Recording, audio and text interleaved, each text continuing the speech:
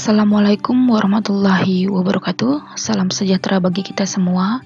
Semoga mahasiswa sekalian dalam keadaan sehat walafiat. Sebelumnya saya ingin memohon maaf dikarenakan saya tidak bisa menampilkan wajah saya dikarenakan beberapa hal yang menjadi kendala. Oleh sebab itu, saya hanya bisa menayangkan PowerPoint-nya saja dan juga audio suara saya. Baiklah, sebelumnya kita sudah belajar tentang data, variabel, lalu bagaimana kita menganalisis berdasarkan jenis data dan variabel tersebut. Lalu kita juga sudah belajar tentang bagaimana membuat instrumen penelitian.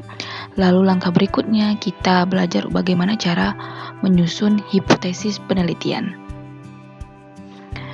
Baiklah, hipotesis itu adalah berasal dari kata hupo atau sementara dan tesis artinya pernyataan atau teori. Karena hipotesis merupakan pernyataan sementara yang masih lemah kebenarannya, maka perlu diuji kebenarannya. Nah, kemudian para ahli menafsirkan arti hipotesis adalah sebuah dugaan terhadap hubungan antara dua variabel atau lebih. Atas dasar definisi di atas, maka dapat diartikan bahwa hipotesis itu adalah sebuah jawaban atau dugaan sementara yang harus diuji kebenarannya. Lalu konsep hipotesis ini di dalam merumuskan hipotesis itu ada beberapa hal yang perlu dipertimbangkan Antara lain ada 3. Pertama, hipotesis harus mengekspresikan satu fenomena atau satu variabel yang mengekspresikan hubungan atau pengaruh antara dua variabel atau lebih. Ini maksudnya dalam merumuskan hipotesis untuk mengekspresikan hubungan atau pengaruh, seorang peneliti harus setidak-tidaknya mempunyai dua variabel yang akan dikaji. Kedua variabel tersebut adalah variabel bebas independen, dan variabel terikat atau dependen. Jika variabel lebih dari 2, maka biasanya satu variabel terikat dan 2 variabel bebas. Kemudian, bentuk hipotesis itu terbagi menjadi 3. Yang pertama, hipotesis penelitian atau kerja. Ini biasanya dilambangkan dengan HA atau hipotesis alternatif. Nah, jadi hipotesis penelitian ini merupakan anggapan dasar peneliti terhadap suatu masalah yang sedang dikaji. Dalam hipotesis ini, peneliti menganggap benar hipotesisnya yang kemudian nanti akan dibuktikan secara empiris melalui pengujian hipotesis dengan menggunakan data yang diperoleh selama melakukan penelitian. Misalnya, ada hubungan antara tingkat pengangguran dengan tingkat kriminalitas. Nah, lalu yang kedua itu hipotesis operasional. Hipotesis operasional merupakan hipotesis yang bersifat objektif. Artinya penelitian merumuskan hipotesis tidak semata-mata berdasarkan anggapan dasarnya, tetapi juga berdasarkan objektivitasnya. Bahwa hipotesis penelitian yang dibuat belum tentu benar setelah diuji dengan menggunakan data yang ada. Nah, untuk itu peneliti memerlukan hipotesis membandingkan yang bersifat objektif dan netral, atau secara teknis disebut hipotesis nol. Ataupun artinya dari hipotesis nol adalah hipotesis yang menyatakan ketidakbenaran suatu fenomena atau menyatakan tidak ada hubungan antara dua variabel atau lebih. Biasanya HO atau hipotesis nol ini digunakan untuk memberikan keseimbangan pada hipotesis penelitian, karena peneliti meyakini dalam pengujian nanti benar atau salahnya hipotesis penelitian tergantung dari bukti-bukti yang diperoleh selama melakukan penelitian. Contoh misalnya H0-nya itu tidak ada hubungan antara tingkat pengangguran dan tingkat kriminalitas. Jadi yang tadi yang pertama, HA itu adalah ada hubungan antara tingkat pengangguran dan tingkat kriminalitas. Lalu hipotesis operasional atau H0-nya adalah tidak ada hubungan antara tingkat pengangguran dengan tingkat kriminalitas. Lalu bentuk yang ketiga yaitu hipotesis statistik. Nah, hipotesis statistik ini merupakan jenis hipotesis yang dirumuskan dalam bentuk notasi statistik. Hipotesis ini dirumuskan berdasarkan pengamatan peneliti terhadap populasi dalam bentuk angka-angka atau kuantitatif. Misalnya biasanya kalau kita lihat di penelitian-penelitian tulisannya nanti misalnya H0 sama dengan 0, ya, HA tidak sama dengan 0, itu contohnya. Lalu berikutnya jenis hipotesis. Nah, ini kemarin kita udah pernah belajar tentang beberapa jenis-jenis penelitian. Jadi jenis penelitian itu juga menentukan bagaimana hipotesisnya. Jadi kalau misalnya penelitiannya deskriptif, maka hipotesis deskriptifnya itu misalnya seperti contohnya ini adalah disiplin kerja pegawai sangat tinggi. Lalu contoh lainnya yaitu motivasi kerja karyawan pabrik mobil mencapai 90% dari kriteria rata-rata nilai ideal. Nah, jadi hipotesis deskriptif ini ya, saya ulang kembali jika kalian lupa, ya artinya hipotesis yang tidak membandingkan dan menghubungkan dengan variabel lain, atau hipotesis yang dirumuskan untuk menggambarkan suatu fenomena, atau hipotesis yang dirumuskan untuk menjawab permasalahan taksiran. Nah, lalu yang berikutnya yaitu hipotesis komparatif. Nah, komparatif ini kan berasal dari bahasa Inggris, compare, artinya membandingkan. Jadi hipotesis komparatif ini hipotesis yang dirumuskan untuk memberikan jawaban pada permasalahan yang bersifat membedakan atau membandingkan antara satu data dengan yang lainnya. Contohnya, ada perbedaan kemampuan berbahasa asing antara lulusan SMA swasta dengan lulusan SMA negeri. Lalu contoh lainnya, ada perbedaan gairah kerja pegawai kontrak dengan pegawai tetap. Nah, jadi ini contohnya ya, kalau misalnya Anda ingin membuat perbandingan penelitian, misalnya judul Anda adalah perbedaan kemampuan berbahasa asing pada lulusan SMA swasta dan lulusan SMA negeri, maka nanti hipotesis yang Anda buat adalah H0-nya adalah tidak ada perbedaan kemampuan berbahasa asing antara lulusan SMA swasta dengan lulusan SMA negeri. Nah, lalu apabila kita ingin membuat HA alternatifnya, HA-nya, maka ada perbedaan kemampuan berbahasa asing antara lulusan SMA swasta dengan lulusan SMA negeri.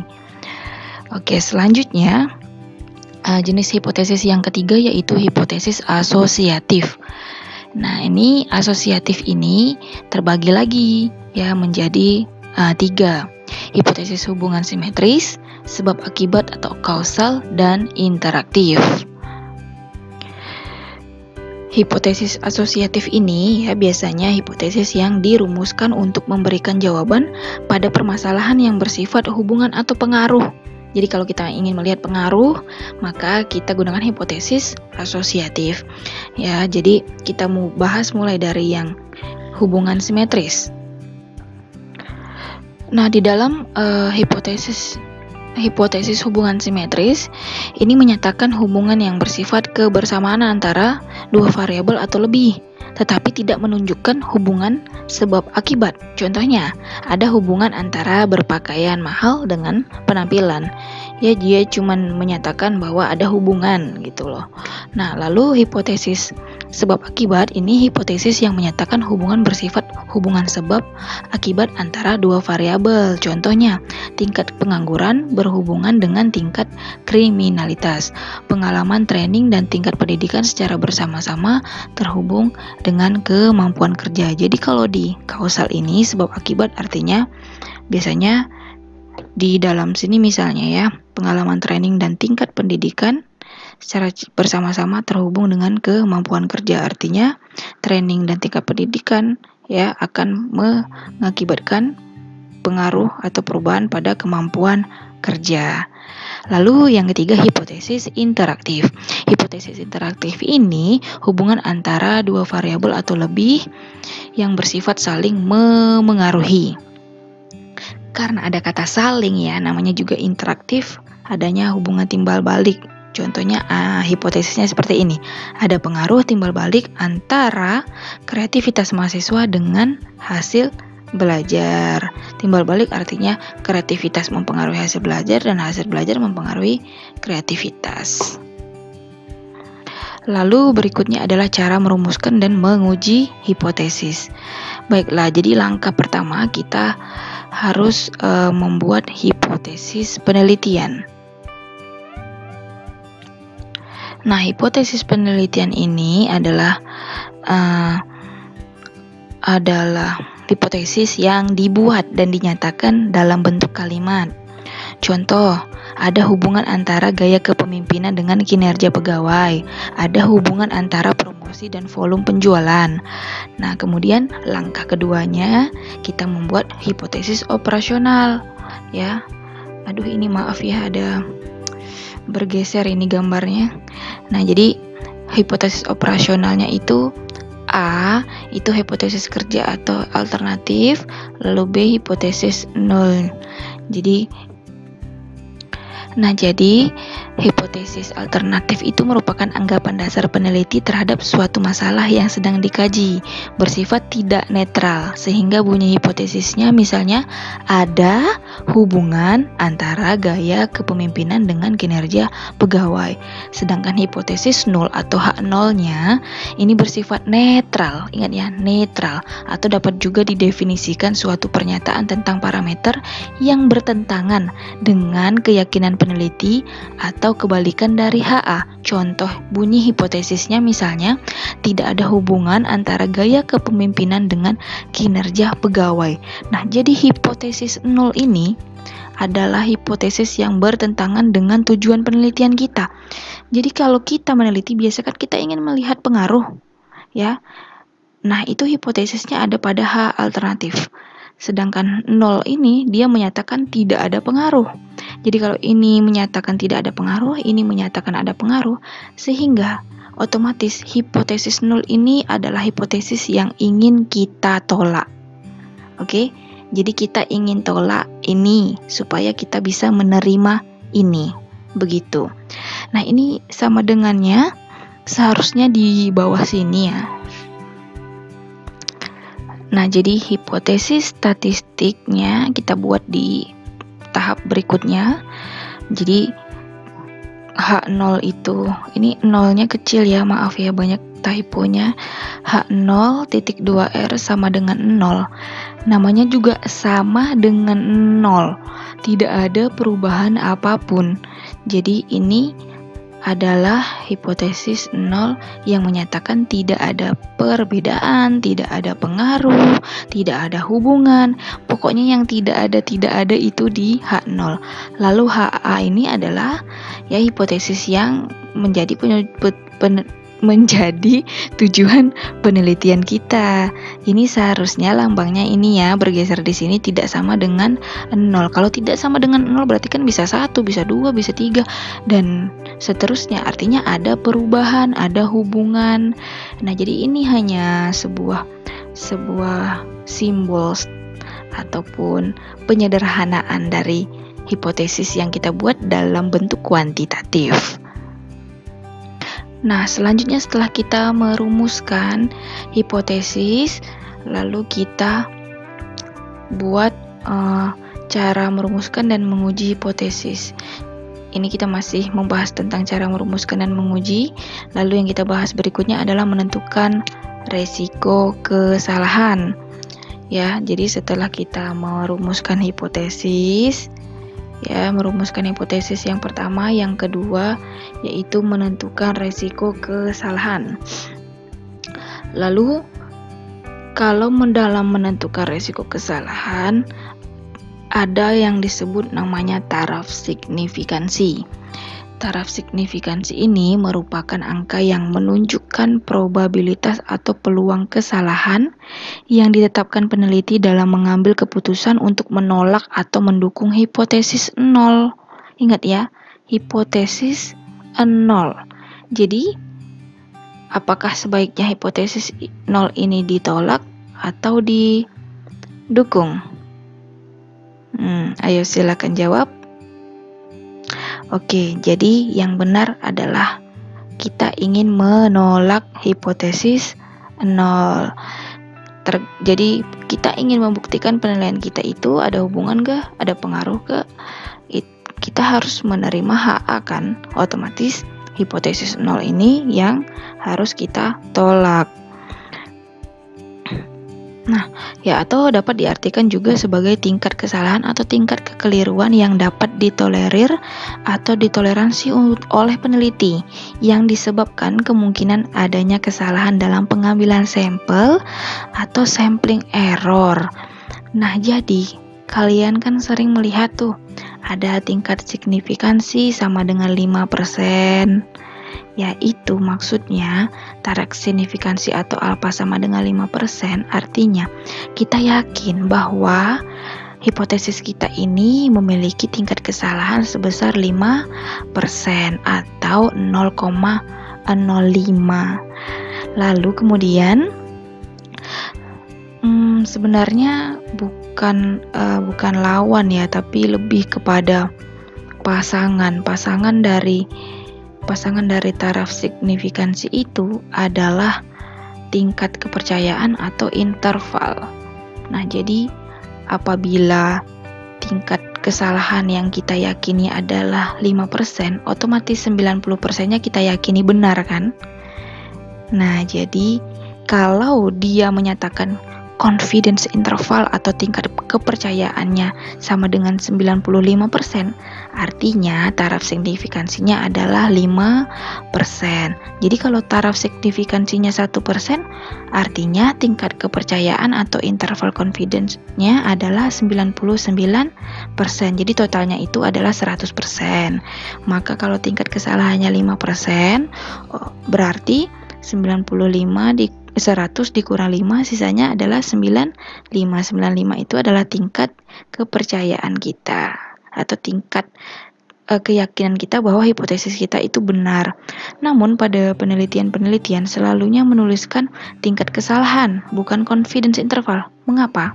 Karena kita itu secara psikologi lebih bagus mengakui berapa besar salah kita dibandingkan berapa besar benar kita. Jadi itu hanya masalah ini pro kontra juga ya. Namun banyak peneliti membuat taraf signifikansi alfa 1% dibandingkan tingkat kepercayaan. Nah, lalu setelah kita menentukan risiko kesalahan, kita tentukan uji statistiknya. Nah, ini uji statistiknya sudah saya jelaskan ya sebelumnya, bisa dilihat tentang analisis data, analisis statistik berdasarkan jenis data. Lalu berikutnya yang keempat, kaidah pengujian atau kriteria pengujian. Nah, ini kriteria ini nanti misalnya gini, H0 itu ditolak apabila misalnya jika T hitung lebih besar dari T tabel. Nanti kita ada dikasih rumus gitu, nanti kita disuruh hitung nilai T-nya, misalnya kita ambil sampel, lalu udah dihitung, dapatlah angka T-nya berapa. Nanti angka T itu dihitung dibandingkan dengan nilai T tabel. Nanti ini tabelnya juga ada, sudah tersedia. Nanti kita lihat kalau nilai T yang kita hitung tadi lebih besar dari T tabel, artinya H0 kita ditolak. Kalau H0 kita ditolak, bagus apa tidak? Artinya bagus karena HA kita diterima karena penelitian itu memang kita ingin menolak HO. Nah, lalu membandingkan T tabel dan T hitung. H0 itu ditolak jika T hitung lebih dari T tabel. Oke, jadi ini setelah kriterianya kita buat tadi ya. Lalu ini kita langsung hitung, langsung kita melakukan perbandingan. Lalu berikutnya membuat keputusan. Jadi hasil yang sudah kita maksudnya perbandingan yang kita lakukan sebelumnya antara T tabel dan dihitung, lalu kita membuat keputusan apakah kita menolak ataupun menerima H0. Lalu berikutnya yaitu uji hipotesis. Uji hipotesis ini ada dua bentuknya. Pertama, hipotesis direksional atau one tail hipotesis. Yang one tail ini gambarnya yang ini, yang atas. Ada pengujian satu arah ke kanan, ada pengujian satu arah ke kiri. Jadi kalau one tail ini dia cuma satu arah. Jadi kita sudah tahu hubungan variabel kita itu kemana. Apakah ke kanan, apakah ke kiri? Apakah variabel kita itu sudah ditentukan bahwa batasnya itu paling sedikit 70 atau harus lebih besar dari 70?